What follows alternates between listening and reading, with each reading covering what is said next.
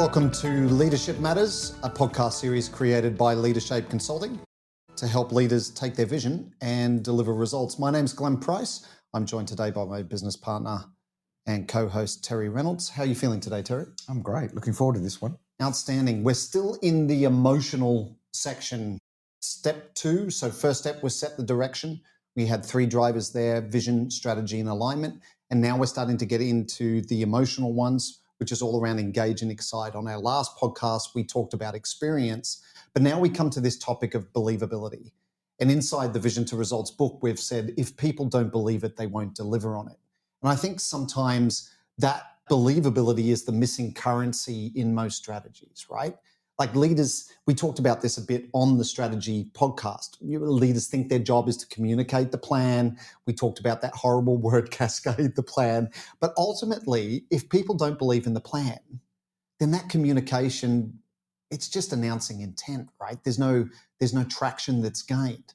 And I think believability is about credibility, not necessarily charisma, right? It's the difference between that will never happen and we can do this and I know how. That sense of comfort, that unwritten sense of belief that either you as an individual or you inside that team or your team inside that organization can win.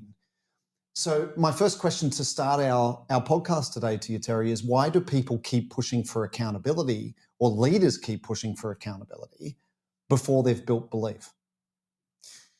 You know, it's an interesting question because I think accountability, or to hold people to account, comes a lot more natural to leaders than to build believability. So, you know, you're talking through frameworks like a RACI framework or it's written down, an action right? plan. These are the things that you've got to do.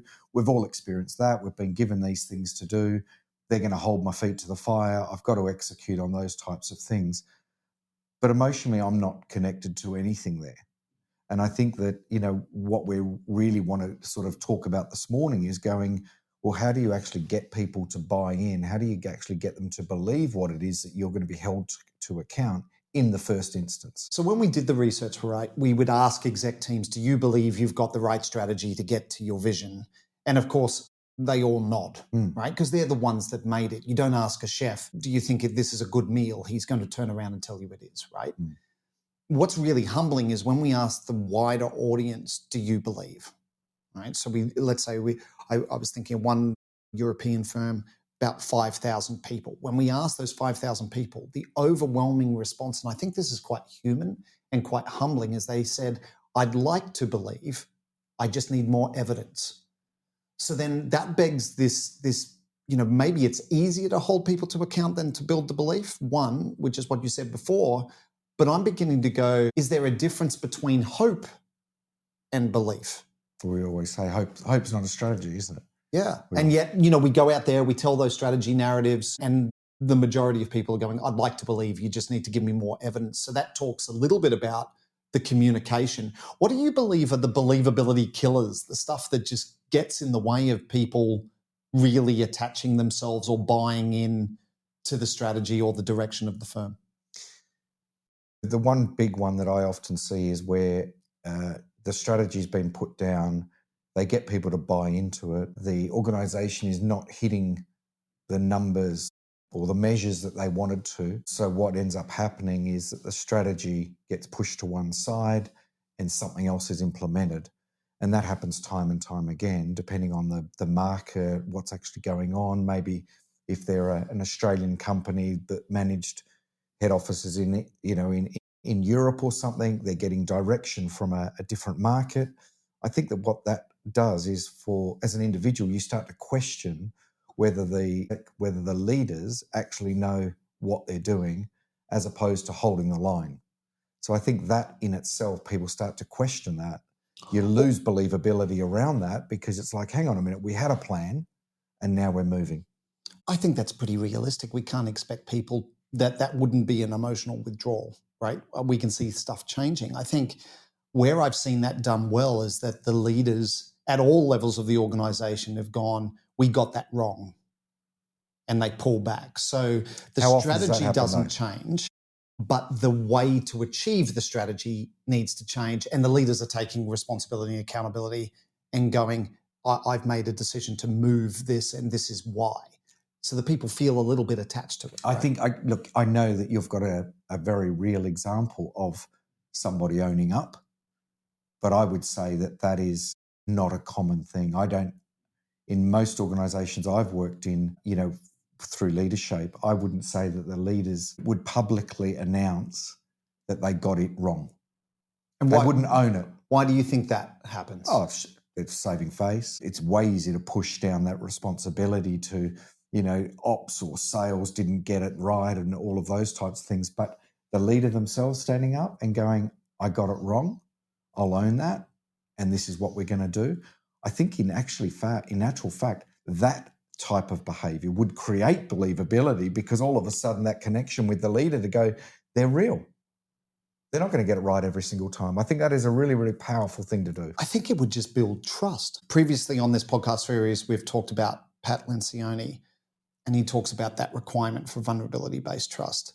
If people don't weigh in, they don't buy in, right? Next level. So to get buy-in, that's a different way of saying belief. How do you involve your people to do it? Therefore, there's collective ownership. And I think that creates a forum, a platform, that it's not just the leader themselves, the individual, or even a leadership team going, hey, we got this wrong, or market forces, or even without saying that, there's got to be a degree of vulnerability-based trust. And David Meister measures trust, right? And he says it's credibility plus reliability plus intimacy in the relationship divided by self-orientation. And so if the leader is a humble leader and it's not about them, it's about the organization and their customers, right? Then we look at the top line and we go, I think what builds trust, but also builds believability, is a level of credibility. Are the leaders saying the right things in a consistent manner? Reliability, are they behaving in that way, whether we're getting it right or getting it wrong? They have that ability to continue measuring progress and adjust as we go. But then, in the last podcast, we talked about experience, and that for me is the intimacy in the relationship. If you're only seeing your leader once a year on a town hall, then that's not terribly intimate, right? And so I wonder whether one of the believability killers is, and you said it before, these emotional drivers feel uncomfortable to most. They're muscles that most leaders know they should be doing, but feel more uncomfortable with doing them, right? Yeah. I was just thinking, as you were saying that, I'm thinking, what would I see or hear or do in an organisation that has believability? It's very easy to work out what you wouldn't. And the thing that I focus on there is where you have organisations, but people go silent. And that is that they become cynical, but in a very, very quiet, retreating way. So now all of a sudden there's no communication about, hey, why are we doing this? Or there's no questions. People just accept, but emotionally they don't believe. Do you know what scares me? Firstly, I completely subscribe to what you're saying. And what scares me about that is I think people stop believing long before they stop showing up. So if they're not showing up verbally or they're not showing up physically and engaging in that tension or in the communication around the strategy or how we get there on a consistent basis, can you imagine when they stopped believing? And that's why I'm pulling it back to this element of trust. Belief is built on a lot of different things. The cool thing about belief is it can be real or vividly imagined. And so if the organization is lacking in evidence, which I think needs to be there at some point to go, hey, we're doing the right things. We've got some evidence. We've got some success stories. But in the absence of that, the only thing that they can trust is the leader themselves. So then that begs the question, can a brilliant strategy survive if the people presenting it, the leaders that are communicating it, can't be trusted? Yeah, it's a really, that's a big question. Trust is one of those things that it's hard to earn, but very quick to lose, isn't it? And then what happens is, I guess, is once you stop believing, you lose trust in that leader or that executive group or the plan itself, is that people start to look for evidence to support what it is that they believe. Now, if the belief is it's never going to work and we're heading north, we should be heading south, etc., people are going to build up enough evidence to go, I'm not on board. And I think that's when something needs to really change within that business, and leaders should be aware of it to go, hang on a minute, I haven't sold this very well. Yeah, that's when the belief is slipping underneath the surface, right? Mm. I mean, we often in our work use that iceberg model where we say, look, we ask a group, can you tell what I'm feeling? Of course, they can't. How you feel is below the waterline. How we feel, though, has an impact on our behavior, what we do and what we say. And what we do and what we say has an impact on the results that we get, right? But belief drives how we feel. It's pretty deep, though, right? And so I kind of go, what are the signs when belief is waning? You've talked about one of them, people go a bit quiet or they get a bit skeptical. They begin to look for evidence to prove whatever their belief system is, whether that's an empowering belief about the leadership team and the strategy or not. But once again, I think that people stop believing well before they stop showing up. And by then, your execution sort of falls away by that point. You're probably going, I need to choose a different strategy because we're not producing the results. We're getting a result despite the people, not because of the great people that we've got. I remember in one of the organisations where I actually worked, as in real job, where, the plan was handed down, there was a lot of excitement. They wanted to create believability.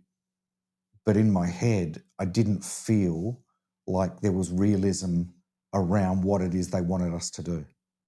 And I think there's an interesting thing from a leadership perspective about how do you bridge the gap between, the ambition of what you want to achieve and the realism of actually executing on it. That is a really, really important facet for people. I think this is where we're opening up Pandora's box in psychology, right? I mean, as a leadership coach, as an executive coach, I don't care what you believe. I genuinely don't care what you believe. The only thing I care about is whether it's going to help you take action on what you've determined is the right thing for your customers, right thing for your teams and your strategy in order to get to your ambition. And so I think once again, because of the emotional nature of that, leaders struggle with it. They're not quite sure how to build belief. They're not sure how to measure it. And there is a number of tips and tools that we can provide leaders. But what we do know is that it's not just the communication piece. This is the behavioral change management piece that needs to be there to set the right environment for performance. Or what we absolutely know is that you can't PowerPoint people into believing you. I do think you can create evidence along the way, small proof points along the way from your own people and from customers, even if you haven't got the end result yet, that you've made progress, that there were occasions where we won against the odds and we highlight those things, or we highlight areas that we haven't won on, but we've been able to learn something from it. Right. So here are some top tips for leaders on how to build believability. Let's try and take this emotional driver and make this a little bit practical for you. So one, match your story to your scars. Terry and I believe that leaders who have lived the pain, not just described the plan, are the best ones to be able to cut through. So just ask yourself, are you the right leader to be communicating this part of the plan to build believability? Or would it make more sense that you give tools to the frontline leaders, the ones that are closest to our customers and our team, so that they can bring people on board and demonstrate vulnerability and share with them their experiences? To make sure, keep your promises public. As Terry said before, keep those commitments out loud, track them out loud. When leaders follow through visibly, belief tends to multiply. 3, balance stretch with stability. Set those goals that stretch, but don't snap belief. Back to that, what's the gap between the belief and the ambition? We need people to see a path, not a cliff. And then we get back to that hope thing that we talked about. And then 4, eliminate all corporate spin. So our belief is over-polished messages, they signal insecurity. If it sounds watertight, if it doesn't sound human, if it's not how you would have this conversation if you were sitting in a restaurant with someone, then I think people can smell that. And so our advice and what we encourage leaders to do is say it straight, because credibility loves clarity. We always end with a little bit of a challenge. So on believability, it's a big one and it's a personal one. If belief was the battery of execution, what's the charge level in your organization right now? And what are you going to do about it? Look forward to seeing you on the next podcast.